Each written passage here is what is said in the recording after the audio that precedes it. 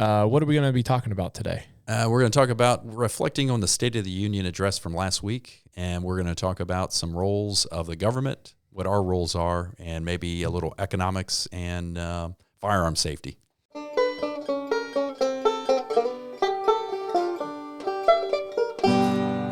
Hey, everybody. Welcome back to Mish Men. We are excited to have you back. Hope you enjoyed last week's episode where Dusty talked about home building, real estate, purchase in a new home. I found it very enlightening. With me today, a special guest host, Mr. Caleb Whitney. Hello, everyone. Pleasure to be here, be with Adam in the Mish Men studio. And I agree. I listened to last week's episode, Dusty talking about home building and everything like that. I thought it was very enlightening, especially for myself and not knowing a whole lot about the whole situation and the scenarios that he goes through and stuff like that. So yeah, it was good stuff I hadn't heard, and I can kind of guess if you think about it, but he kind of laid it out from based off his experience. It was pretty good. Yeah, absolutely. So, Adam, that brings us to today. What do we have on the topic for today? So today we're going to review some of the things that the president spoke about on the State of the Union address last night when we're recording, and it was last week by the time you listen to it. So Thursday night of last week, President Biden issued a State of the Union address, and some of the things we'll just talk about. It's not going to be exhaustive by any means.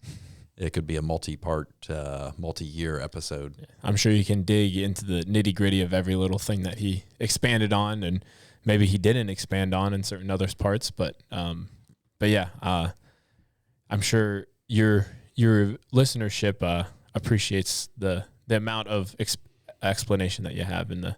I hope so. In different avenues. Hopefully, I guess we'll find out when they comment, and then like and subscribe. That's right. Please like and subscribe. Like and subscribe, and watch and listen also, because that pumps our numbers up. We got some rookie numbers now, but we need to increase that viewership. So that's right. Please share. So anyway, State of the Union. It kind of gets its genesis from I forget who the first one. I don't think it was Washington. I should have looked into this a little bit more, but it used to be just a letter. A letter was penned by the executive, the president, and he would send it to Congress, giving the state of the union of states. But it's turned into, like last night, was basically a campaign speech, my opinion. Yeah, that's I caught small glimpses of it throughout the evening between doing family things and stuff like that. But yeah, I would agree. It definitely seemed like he was definitely out on the political road trip to 2024. And it's definitely not unique to him. I mean, most presidents in modern era, that's what they do, because it's all televised. Instead of being a letter or just an address to Congress before, like C-SPAN, and before the media really started playing it up, it was more just a state of this is what's going on from my perspective, and it informs the legislature so that they can make sure that, hey, there might be an area that we need to look at. Because they have responsibilities when it comes to foreign policy and to things that they have visibility of the executive. Congress is, by design, was supposed to have more visibility, and they had more authority than they do these days, and they slowly abdicated a lot of those responsibilities over the past, especially the past century or so. So one of the things that he was talking about was the economy at large. So we'll hit that one up, and we might talk a little bit about taxes. So the economy, and I'll ask you as a concerned citizen and someone that's follows politics as much as you do, probably about the same as I do. What responsibility does the president or the federal government have on, quote unquote, the economy?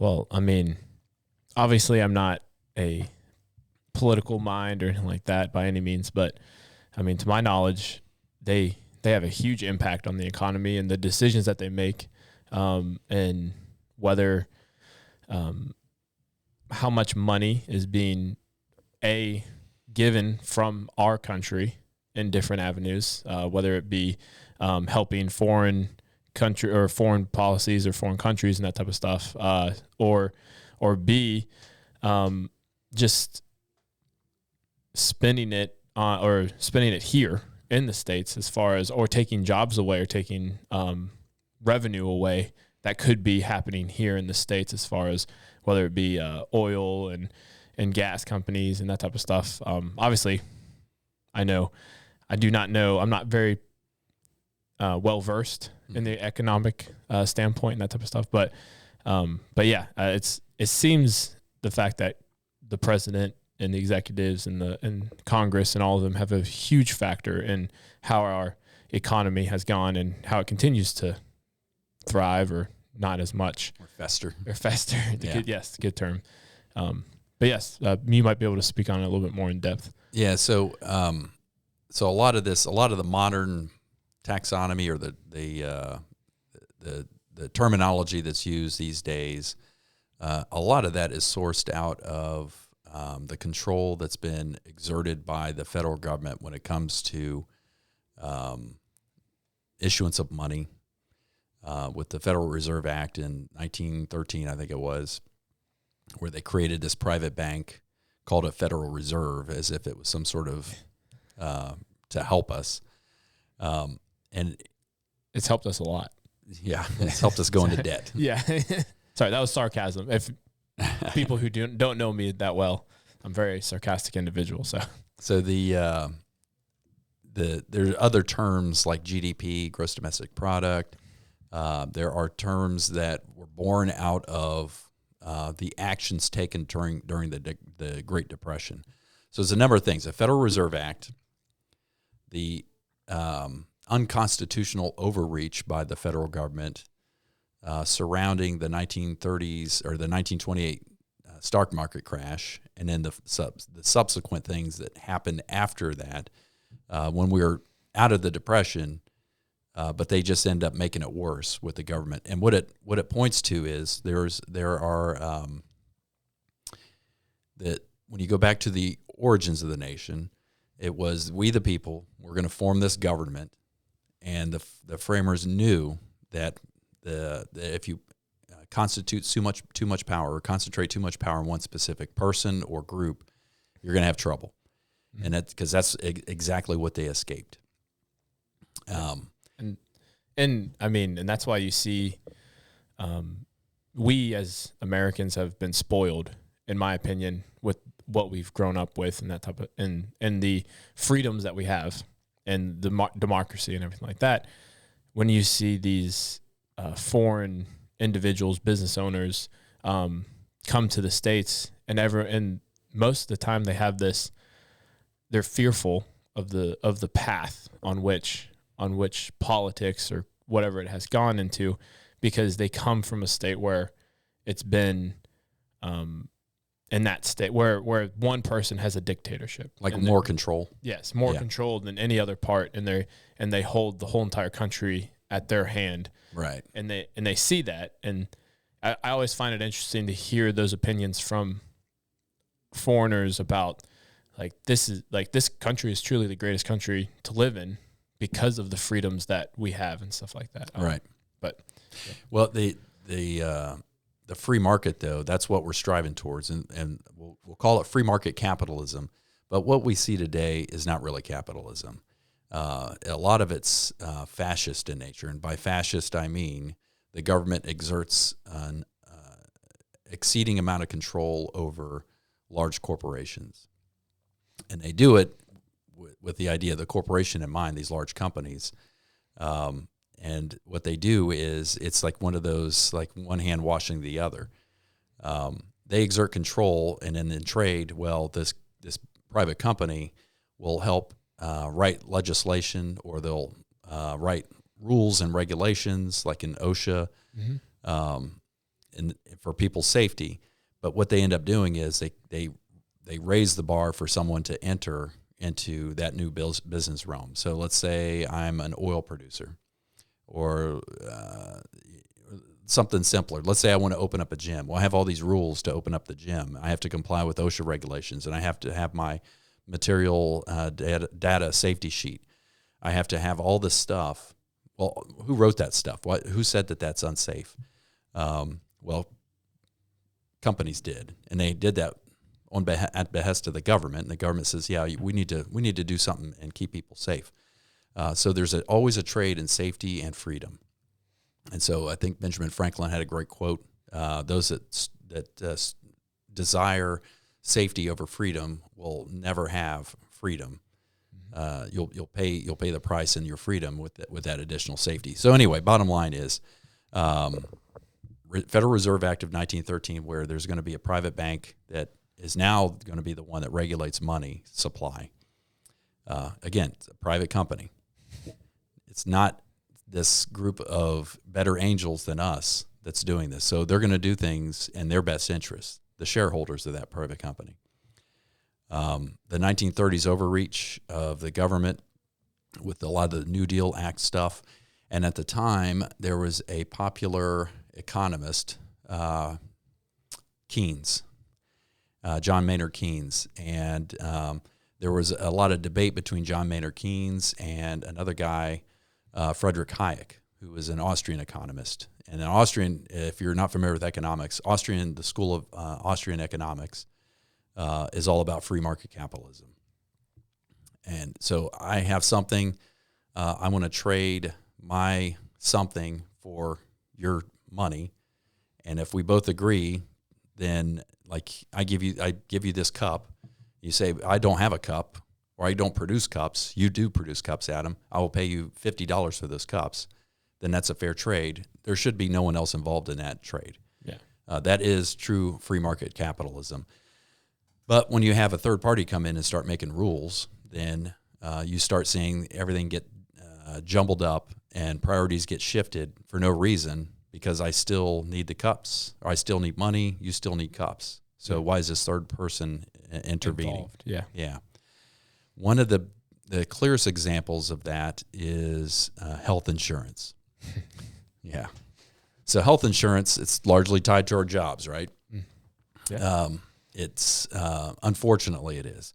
The genesis of that was price caps, because of the Depression and the effects of the Depression. The government said, okay, well, there's a finite amount of money. This is before we were off the gold standard. There's only so much money that they can print, because you got to have enough gold in reserve to satisfy that. That note, that Federal Reserve note, it used to be an actual note. I could go to the banker and say, I want my $2 worth of gold for my $2 bill. And you would get that gold. Well, so before we got off the gold standard in 72, Nixon did it. They had a finite money supply. And because of that, and they were trying to pay for a war, and now this is into the 40s, they said, okay, well, we're going to have to stop, cap wages. We can't, because there's only so much money to go around, and we need to pay for this war. They were trying to raise funds through bond selling and that sort of thing. So they capped a lot of wages, and they had capped a lot of the high earners, because that's where the more bang for your buck. So hardly anybody had health insurance. The wealthy might have had insurance for like catastrophic things, like if I get cancer or a heart disease or whatever, and we might talk about that in the next podcast. What you saw is, the market always wins, whether there's, the government tries to exert control or a tyrant tries to exert control. What they did was say, I really want Mauser a better example. I want Caleb to work for my business, and I can only pay him $100,000 a year. He's going to go work for these guys unless I give him something more to entice him. So I started offering health insurance. That's the genesis of health insurance as we know it today. Well, it's now devolved to this point where everybody has health insurance because the cost skyrocketed. And that's exactly what you see when you have, quote unquote, free insurance. Because now everybody needs it, because the costs are just exorbitant. If I want to get a tooth pulled or get my eyes checked, it's pretty pricey. And so whenever you insure something like that for quote unquote free, costs skyrocket. So anyway, that's where the government intervened. They created a problem where there was no problem. Yeah. And now the solution is, we need better insurance. We need to reduce costs of insurance. The best way to reduce those costs is to remove that third party altogether. The government should not be involved in this anyhow. So anyway, that's my take on it. Is the best way for us to reduce prices is remove the government from the equation. And this isn't going to happen anytime soon, is we need to audit the Fed and end the Fed. That's just my opinion. What are your thoughts? Yeah, I mean, obviously you're much more well-versed in all of it than I am. But yeah, I mean, I can't tell you how many times that you sit there and you truly break down the worth of your dollar, for example, and everything like that. And it speaks a little bit to what you're saying is, like, you're taxed on the money that you have coming in. Mm-hmm. And then you're also, whenever you go to buy something, you're taxed on the goods that you're purchasing. And so, I mean, there's so much, the value of your dollar has become so little because of the government stepping in and create. And I understand it's a different concept on what I'm talking about, but because the government says that they need their portion of it and everything like that.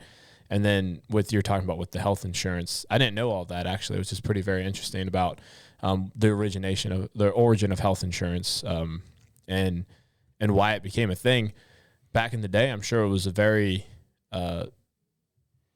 something that was a lot of employees were seeking whenever they were looking for a job and stuff like that, about high valued employees, because it's probably something that wasn't as common as it is today. Now today it's like health insurance is just something that is a guarantee with any kind of full-time job that you have. But no, that's very interesting. I never knew I didn't know all that. So, you know, the interesting thing about costs, because I kind of threw that in there, that the costs go up, and it's because, again, this third party, the government, that's been involved, and now we have a third party insurer that now has to say about what I am insured for and to the degree to which they'll pay for it. Well, and rightly so, because they're the ones writing the check. Yeah, forking the money out. But it still should not be that way. An interesting case study in that, there's two of them actually. Health insurance for your pet, not common. But what you see is for your pets, the costs go down. There's a new procedure, new way to do something to save your dog or whatever, or extend the life of your dog. Well, those costs go down over time as the industry, the pet veterinarian industry, as they get better at it and more efficient, costs go down. LASIK surgery, it's another one. Any kind of eye surgery that's usually not insured on your typical eye plan or your health insurance plan. It might be now, but initially for the first several decades now that's been in play, costs have gone down because more doctors are doing it. The technology was getting better. There was more learned about it, the limitations, and how to keep the patient safe, how to protect yourself as the doctor performing the surgery. But costs went down over time. Opposite of, like, if Joshua went to get stitches, I'm sure the insurance, they paid probably with all the stuff that they were using, to clean his wound and all that sort of thing, the stitches. Of course, he did it twice, so that's my fault now. But the bottom line is the costs just continue to increase and go up. Yes, and it's interesting that if you go in and you used to try to pay out of pocket for a procedure such as getting stitches, right? And you didn't have health insurance, and how the hospitals almost become not as much. I mean, they're still serving your needs and stuff like that, but they're actually able to cut costs in different areas where typically if you had health insurance, they're going to try to do as much as possible to bill your health insurance. Right. They're going to use the higher end product on whether like this cleaning resolution to clean the wound compared to using maybe a little bit of a lesser product that's probably still going to do the exact same thing, but it costs less to them to clean the wound. So that way they're not going to bill you as much. So that way you're not having to pay out of pocket as much for all these different things. They might comp small things to you instead of having to make you pay for them. Whereas if you look at your bill on a health insurance and you look at how much it costs to get stitches, for example, I mean, they're billing your health insurance company for every tiny little detail that they go through. Right. And it's very interesting, the differences between those two if you were to go in and pay out of pocket for it compared to going through health insurance and everything. Right. So, and that hospital and the doctors, the hospitals, that's associated with everybody but the doctors, right? The nurses and all that sort of thing. And then there's the doctors and a certain amount of overlap, but they have liability insurance to protect them against malpractice. So then they make decisions based off of that because they know that that insurance company is going to go after them. So they're going to do things that's in their best interest of them protecting themselves. Yeah. And so you have all these competing interests. Well, I'm just there to get my son stitches in. And if I was paying for it out of pocket, everything that they're opening up, like, well, hang on a second. If you really need that, that's fine. But I only have the cash in my pocket right now. What can you give me for, give me $20 worth of stitches and cleaning. How about that? Because you can irrigate a wound with water.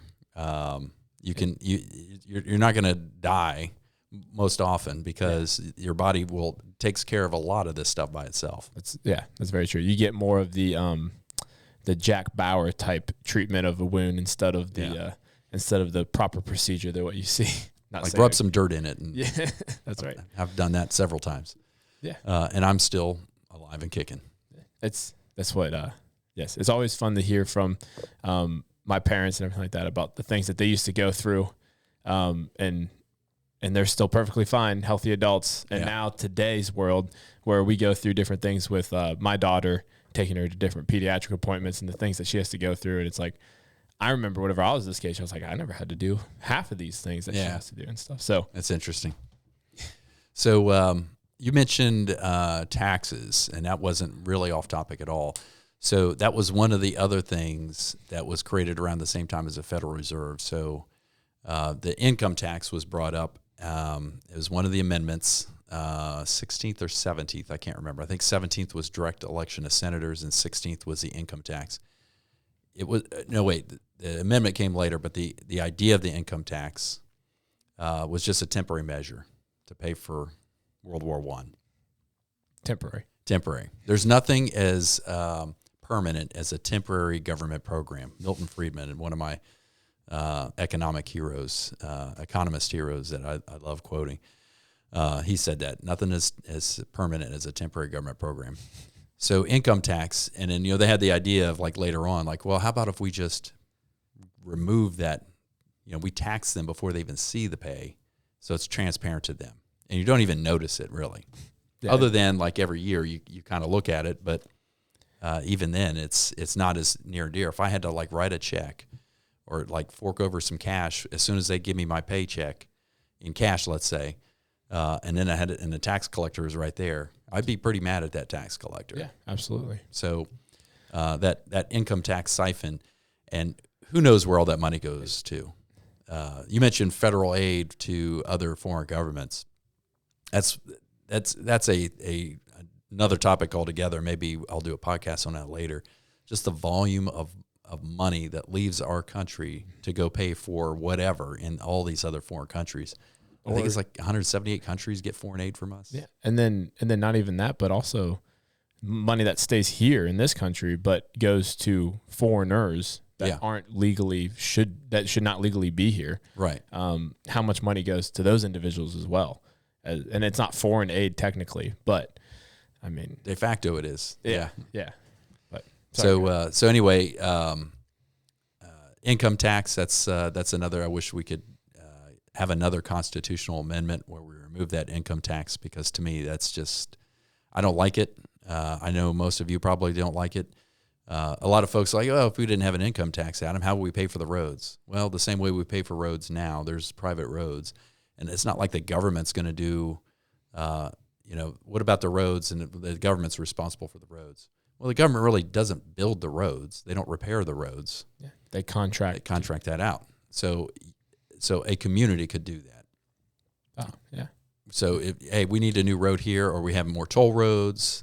There's all these sorts of things you can do. In fact, some states do that. They have a lot of they've instituted a lot of toll roads, or they have referendum where we need to raise money for this road. We're not going to siphon it out of our taxes, because you'll never see that once that tax increase goes in, you're never going to see it go back down. It just doesn't happen. So anyway, that's President Biden's claim last night about the economy. He was exerting a lot of effort into talking about how great the economy is. I'm not here to debate that. I personally disagree.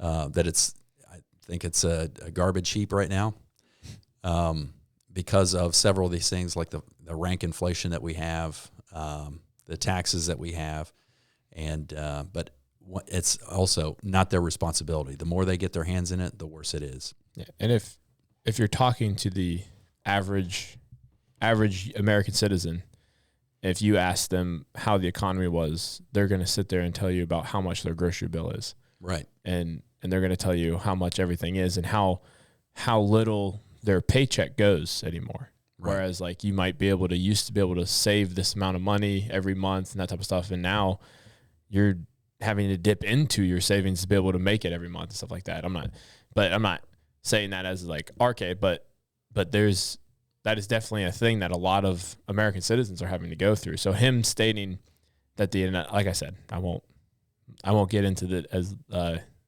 either, but him stating that that the economy is doing well is just a very intriguing statement. I'm interested to see where he's getting this data from and everything, or who he's polled to see the inflation or see the economy doing well and everything. Yeah. So probably a lot of his advisors say this, and it's gaslighting is what it was.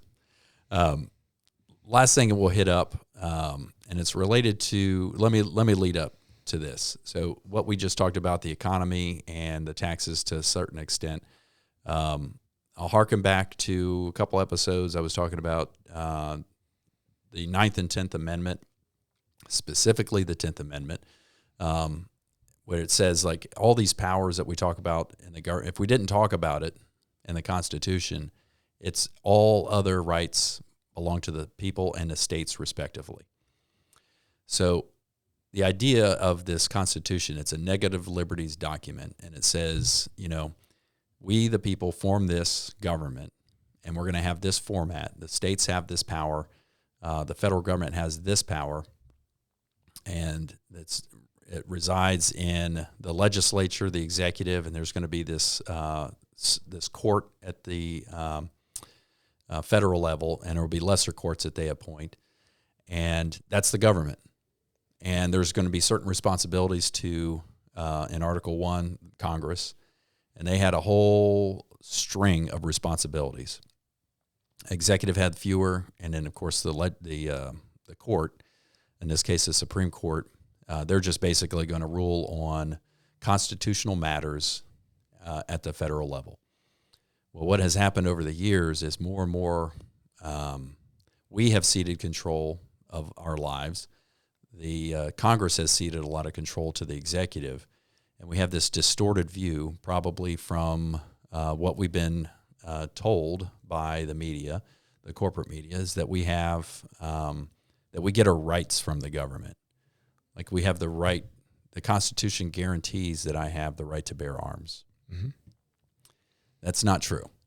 So those rights come not from the government, but from God. And there was a reporter recently that was saying that it's these crazy Christian nationalists that are, they have this distorted view about where our rights come from. They come from the government. Well, that's completely false. The framers set up a constitution that restricts the government. Everything else belongs to the people. So the constitutional amendment, the second one in this case, it recognizes that right for us to be able to protect ourselves and our property and our including our families.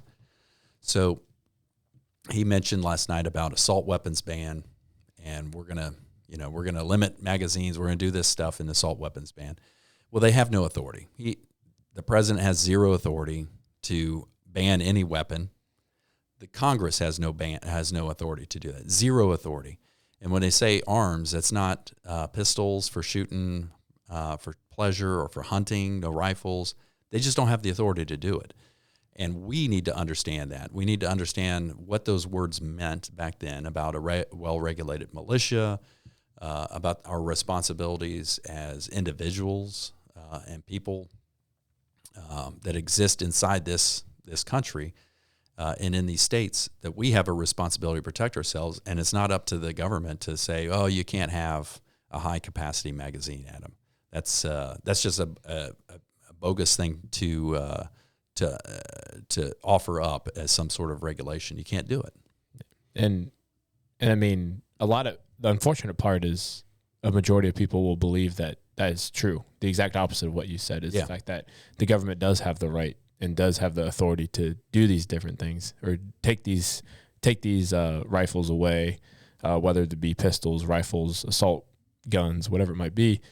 And I feel like Americans in general, including myself, are ignorant to the fact that those were put in place so that the government could not take those bearing arms away from you, to the ability to protect yourself, your family, your crops, your animals, whatever it might be. So that way we don't have, kind of like what we alluded to before, one source of power that kind of overtakes everything. Right. And that's whenever you get into more of a dictatorship type role with government and everything like that. Right. But in fact, the framers, they just got done fighting a war against a king that was sending armies over here to make people surrender their arms.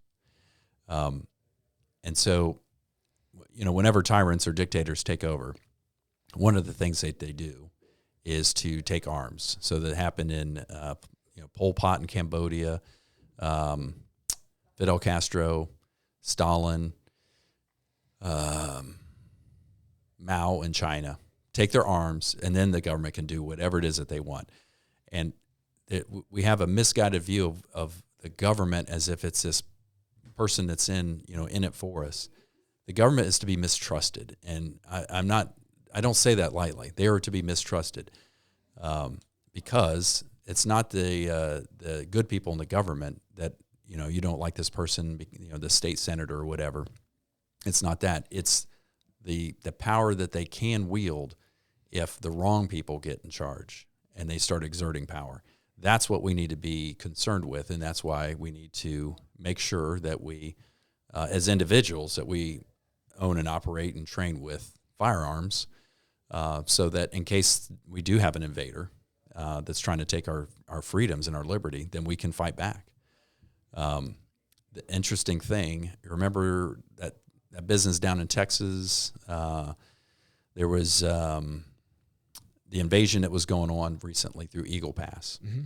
And so Governor Abbott said, okay, well, we're going to put up wire. And so the president it was the Department of Justice that sent down armed folks to remove that wire. And the governor's forces wouldn't let them do it. So then there was a threat from the federal government. Well, I will nationalize the Texas National Guard. Nationalize the Texas National Guard. And then therefore they won't be the state's guard anymore, because once that nationalization happens, they're not anymore members of the state. They're part of the federal government. And it never really came to fruition. But then there was a Texas, I'm going to just call it a militia. I know that word has a lot of connotations that make people kind of a little concerned, but that's the same word that we used in the Second Amendment. So men that were training with arms to protect people's property. And so it was kind of like, this is a perfect example why you have a well-regulated militia. It's to protect the interests of the state, because the federal government was abdicating the responsibility to protect the border. Yeah. And so the Texas state governor was now taking matters into his own hands per what the Constitution says. If there's an invasion and the federal government would act, or they don't have time to act, it's his responsibility to do it according to the principles laid out in the Constitution. That's a perfect example of a well-regulated militia. So anyway, that's just a little side note, something that happened in recent history to kind of reflect on. Yeah, absolutely. I mean, I didn't know all the details of the story like that. I knew that certain individuals stepped in, the militia stepped in, and were ready to go if need be. Mm-hmm. But like you said, it didn't come to the fact that they called the National Guard and everything like that. But yeah, I mean, it is a crazy thought to think about in today's world, today's country, that you would need a militia to protect your states, your rights, your family's rights, against your own government at times. But it almost seems like that might become, or hope, I pray and hope that it does not become the regular. Me too. Yeah. But you're absolutely correct in the fact that I think some people need to be aware of the threats at B, and that you need to be able to protect your family and the people that matter most to you. And that's not these people that are running the country. The people that matter most to myself are the people that sleep in my house every single night, right, and stuff. So right. But yeah, no, it's a great point with the militia and everything, or the Texas militia. So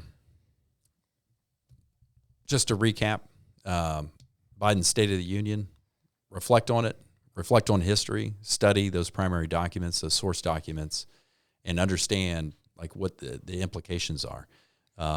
Clearly, I am not proposing some sort of armed rebellion or civil war. That's the last thing I want.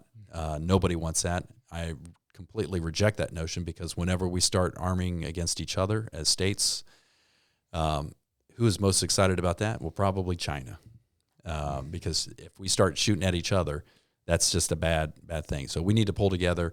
The best way to pull together is for us to know our history, know what governs us, and understand what our role in that is, and start acting like it. So, well, that's all I had. It was a great conversation, Caleb. Hope you enjoyed it.